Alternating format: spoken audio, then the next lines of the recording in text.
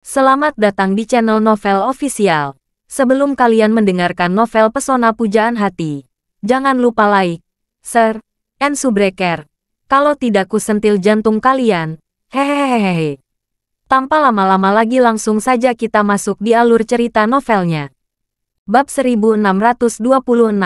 Wanita konter mengerutkan kening dan berkata, "Tuan, tas ini harganya 580.000 yuan." Charlie bersenandung dan berkata, "Tidak masalah, aku menginginkannya." Dia berkata lagi, "Maaf Pak, jika Anda ingin membeli tas ini, Anda harus membeli item lain dengan jumlah harga yang sama."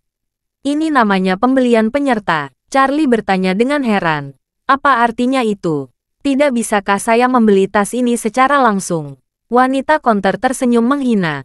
"Pak, apakah ini pertama kalinya Anda belanja di Hermes? Apakah Anda pernah membeli sesuatu di Hermes kami sebelumnya?" Charlie mengangguk. "Tidak. Kenapa? Apa masalahnya?" Wanita konter bersenandung. "Banyak tas Hermes tidak tersedia untuk dibeli meskipun Anda menginginkannya. Anda dapat memilih, dan membeli dengan santai jika Anda membeli barang-barang dasar di bawah 300.000 yuan. Beda dengan semua edisi terbatas. Jangan lihat tas ini karena harganya hanya 580.000 yuan untuk diambil ini. Jika Anda membelinya, tas ini dapat langsung Anda jual kembali seharga 700.000 hingga 800.000 yuan. Jadi jika Anda ingin membeli tas ini, Anda harus menjadi member senior Hermes dulu. Anda dapat membuat janji dengan manajer toko kami terlebih dahulu.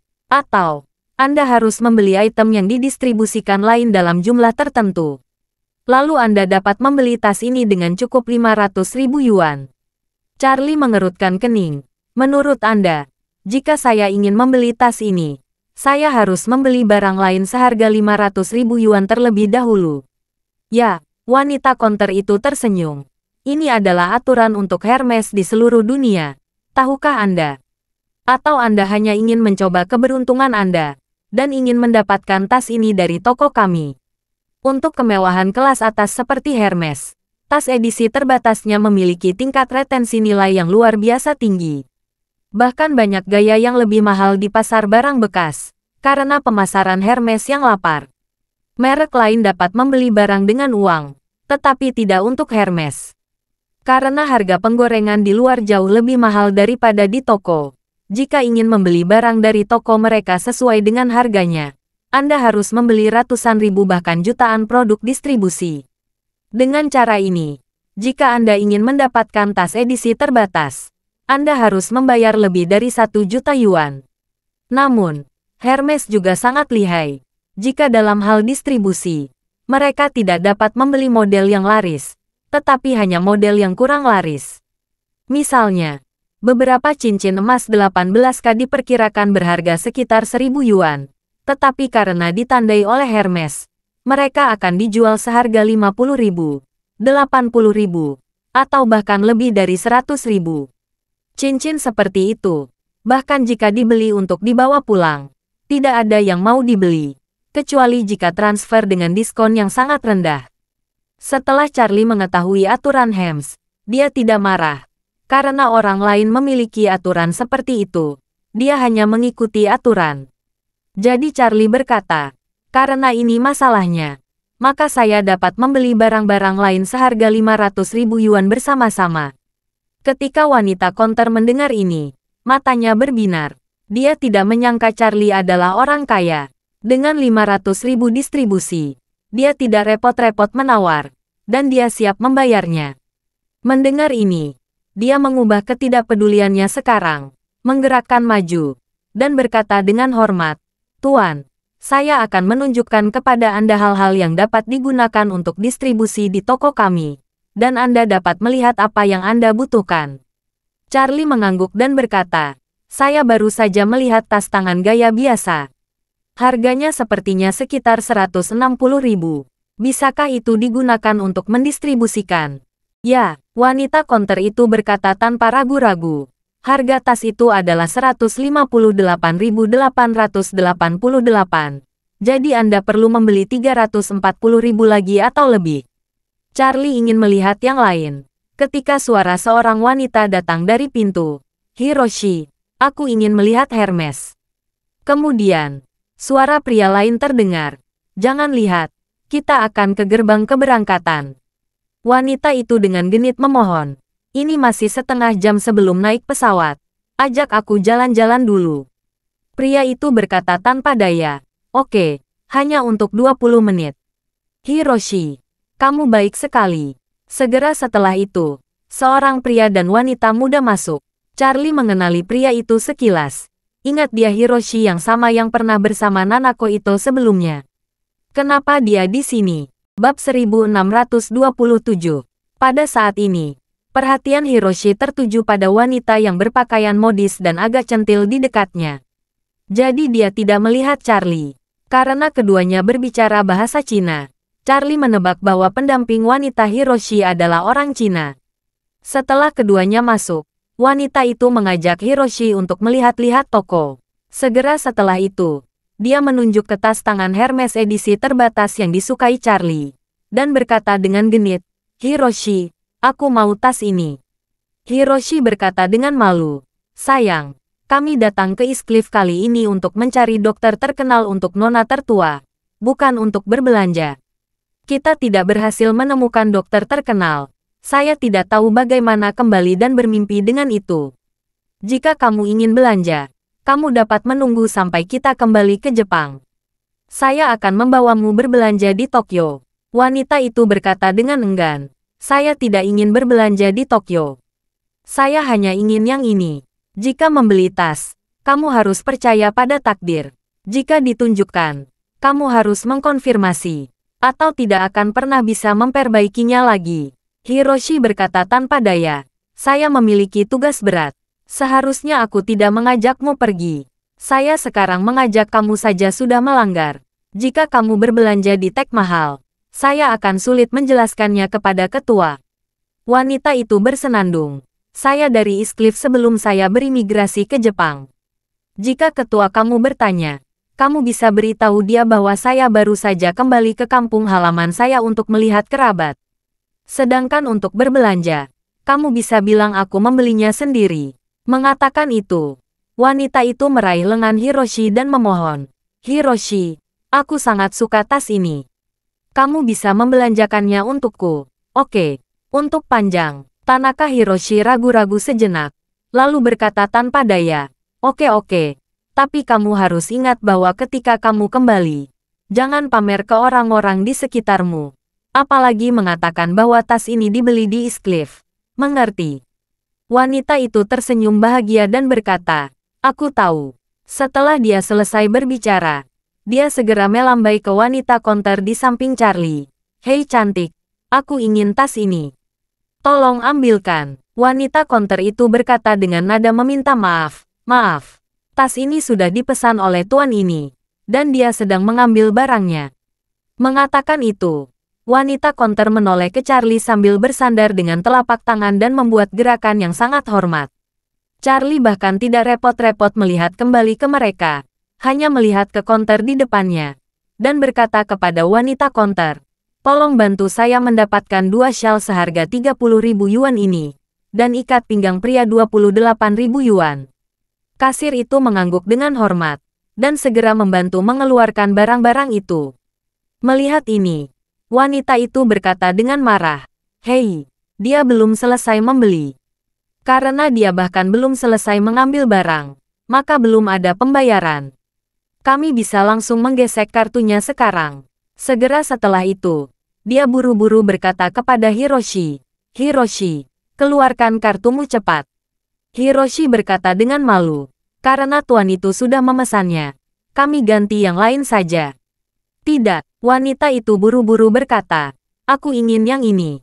Aku baru saja melihatnya sekilas. Setelah dia selesai berbicara, dia menunjuk ke arah Charlie dan berkata kepada Hiroshi, Hiroshi, beri dia bantuan puluhan ribu dolar dan izinkan dia mentransfer tas ini kepada saya. Oke. Hiroshi tidak tahan dengan gelembung lembut dan keras serta ocehan centil dari gadisnya. Jadi dia harus mengatakan kepada Charlie, Pak, pacar saya suka tas ini.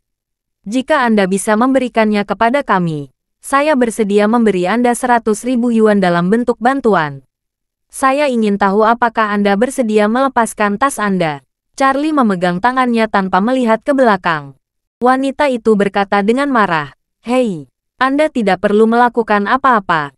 Anda bisa mendapatkan 100.000 yuan tanpa biaya. Bagaimana bisa ada hal yang begitu baik? Anda masih tidak setuju? Apakah Anda ingin singa berbicara?" Charlie terlalu malas untuk peduli padanya, dan terus berkata kepada wanita konter, "Ayo, bawakan aku dompet wanita 58.000 ini juga."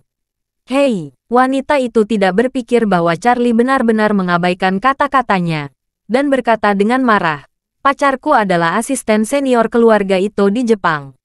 Dia adalah orang kepercayaan Ito Yahiko, patriark keluarga Ito. Jika kamu merasakan perasaannya, kamu tidak akan bisa makan dan berjalan-jalan." Bab 1628. Ketika Charlie mendengar ini, dia bersinar dingin. "Apa keluarga Jepang layak pamer di tanah Cina saya? Percaya atau tidak, bahkan jika Ito Yahiko berdiri di depan saya, jika dia berani berlagak memaksa saya akan membiarkan dia berlutut dan memanggilku kakek." Bajingan. Hiroshi yang merasa bersalah pada Charlie karena ketidaksopanan pacarnya, tiba-tiba menjadi marah. Dia memarahi dengan tegas, "Kamu berani tidak sopan kepada Tuan Ito. Apakah kamu bosan hidup?" Charlie tersenyum, menoleh untuk melihat Hiroshi, dan bertanya dengan dingin, "Tanaka, kan? Lama tidak bertemu." Saat Hiroshi melihat Charlie, dia terkejut bagai melihat hantu. Dia masih ingat dengan jelas adegan Charlie mengalahkan Kazuki dengan satu gerakan. Tidak ada keraguan bahwa Charlie jelas merupakan orang paling kejam yang pernah dia lihat dalam hidupnya. Dia tidak menyangka akan bertemu orang jahat ini di toko Hermes di Bandara Eastcliff. Begitu kakinya terasa sakit, dia gemetar. Dia mendatangi Charlie, dan berkata dengan hormat dan takut, "Maaf, Tuan Wade. Aku tidak berpikir itu kamu.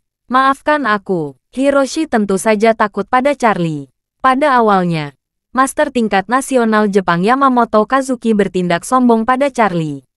Dan dia dipukul hingga dipukul oleh Charlie. Hiroshi saat ini tidak berani mengatakan apapun padanya. Kalau tidak, jika Charlie tidak senang, dia akan menghajar dirinya sendiri dan dia bisa kembali ke Jepang dengan Lai.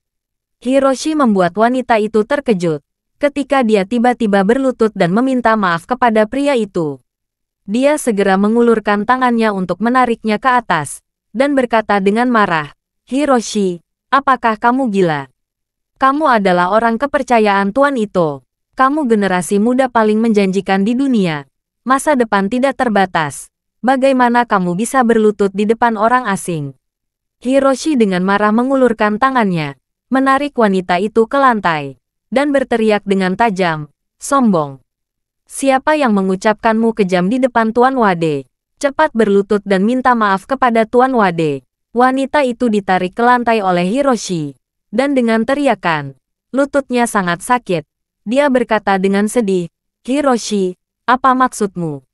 Begitu Hiroshi mengangkat tangannya, dia menamparnya dan memarahi, "Kamu masih berbicara omong kosong. Cepat minta maaf." Wanita itu sedikit terkejut dengan pemukulan itu. Tetapi melihat Hiroshi yang begitu gugup, dia juga sedikit takut. Jadi dia masih ragu saat berkata kepada Charlie, "Pak, saya minta maaf. Ini semua salah saya." Charlie terlalu malas menghadapi kedua orang ini. Dia berkata dengan dingin, "Ingat kalian berdua, saya tidak peduli berapa banyak orang yang kalian miliki di Jepang. Selama kalian berada di Cina, kalian berdua akan tetap rendah hati. Walaupun kalian berkuasa di negara kalian, jangan menganggap sama di negara lain." Hiroshi mengangguk buru-buru dan memohon, "Tuan Wade, saya tahu saya salah. Saya akan tetap rendah hati di masa depan.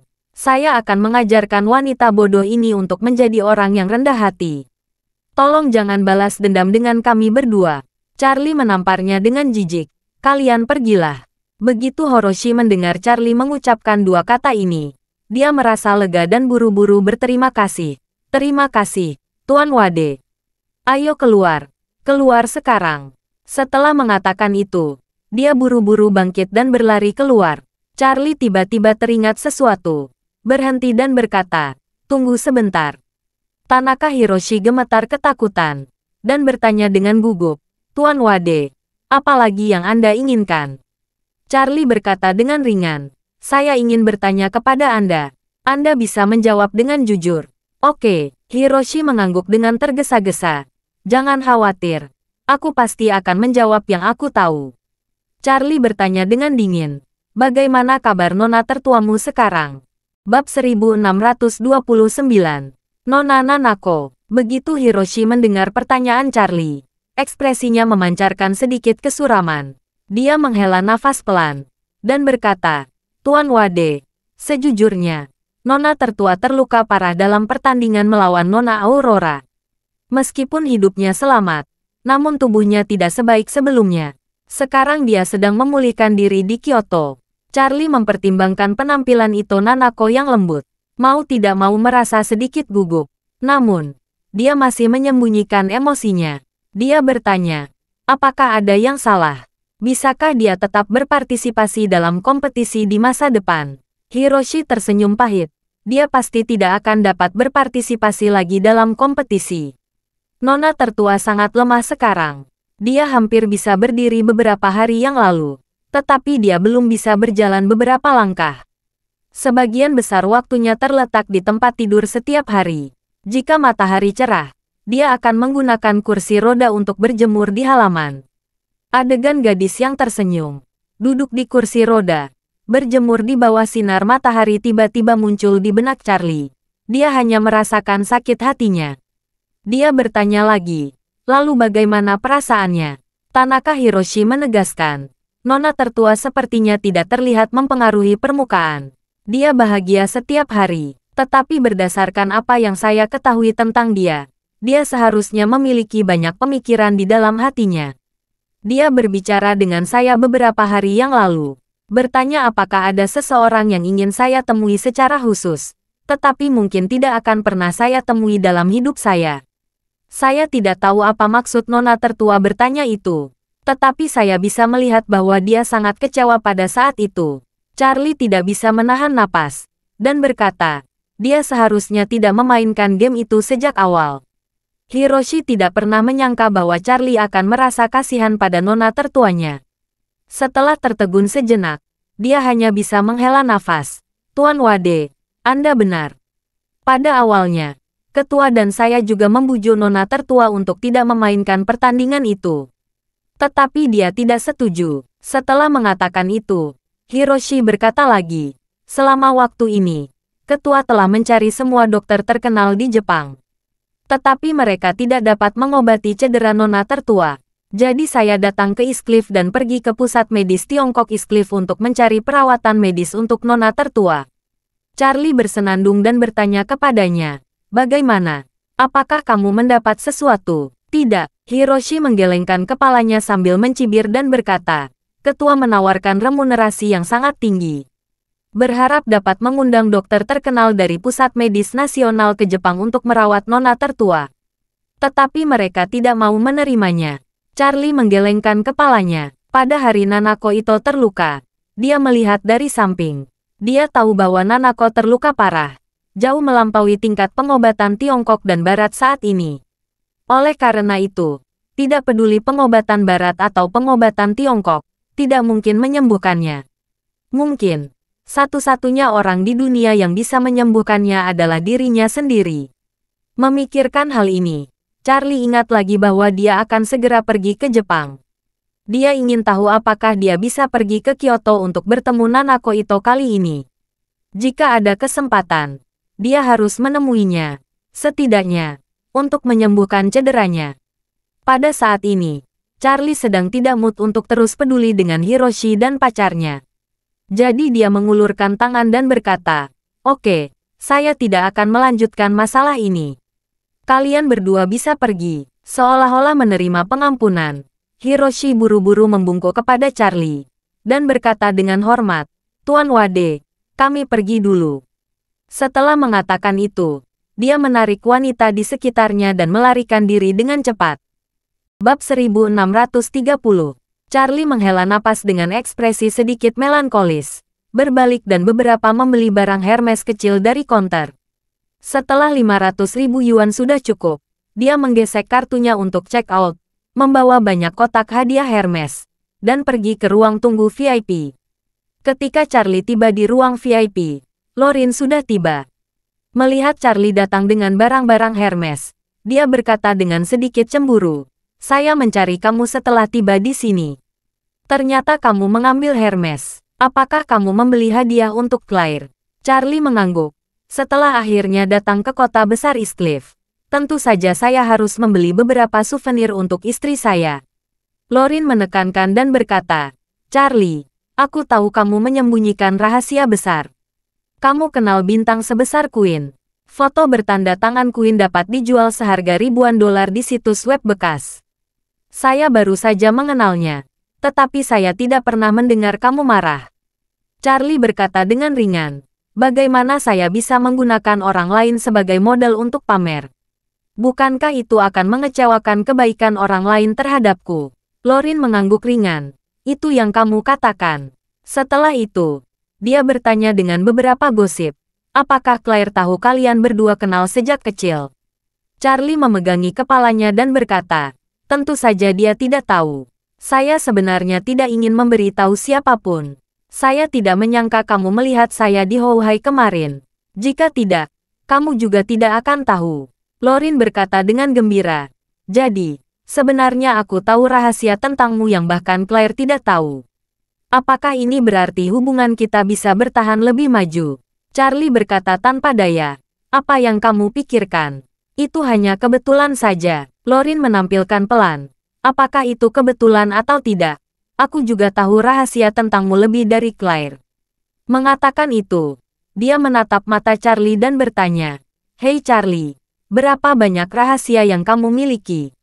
Saya merasa bahwa kamu adalah orang yang misterius. Sepertinya olah saya tidak dapat menebak diri Anda sama sekali." Charlie tidak ingin dia sampai ke dasar pertanyaan ini, jadi dia menggoda dengan halus, "Apalagi yang tidak bisa dilihat? Ketika kita pergi ke sumber air panas bersama, aku mengenakan celana renang. Kamu hampir selesai melihatnya, dan sisanya tidak untuk kamu lihat." Lorin tersipu tiba-tiba. Dalam pemikirannya, sosok Charlie yang kokoh dan sempurna di hotel sumber udara panas ketika dia mengenakan celana renang tiba-tiba muncul, dan jantungnya berdetak kencang. Meskipun dia tersipu, dia masih dengan malu-malu berbisik, "Mengapa aku tidak bisa melihat yang lain?" Charlie berkata dengan malu, "Mengapa kamu perlu bertanya? Kita adalah teman, dan kamu adalah sahabat istriku. Jadi tentu saja aku tidak bisa menunjukkan sisanya." Lorin menundukkan kepalanya dan berhenti pelan. "Mengapa kamu seperti ini tenggelam? Ketika saya terluka, bukankah kamu juga melihat bagian tubuhku yang seharusnya tidak ditunjukkan kepadamu? Selain melihat kamu juga menyentuhnya." Charlie berseru, "Itu dua hal yang berbeda. Saat itu saya ingin menyelamatkan kamu, bukan untuk mengambil keuntungan." Lorin merenung, memutar matanya ke arah Charlie, dan berkata, "Siapa yang tahu jika kamu mencoba keuntungan? Mungkin kamu hanya menyelamatkanku sekaligus mengambil keuntungan." Setelah berbicara, dia buru-buru berkata dengan serius, "Sebenarnya, saya tidak peduli jika kamu mengambil keuntungan. Bahkan jika kamu mengambil keuntungan lebih banyak, saya akan bersedia." Terima kasih sudah mendengarkan cerita novel Pesona Pujaan Hati. Sampai jumpa di novel selanjutnya.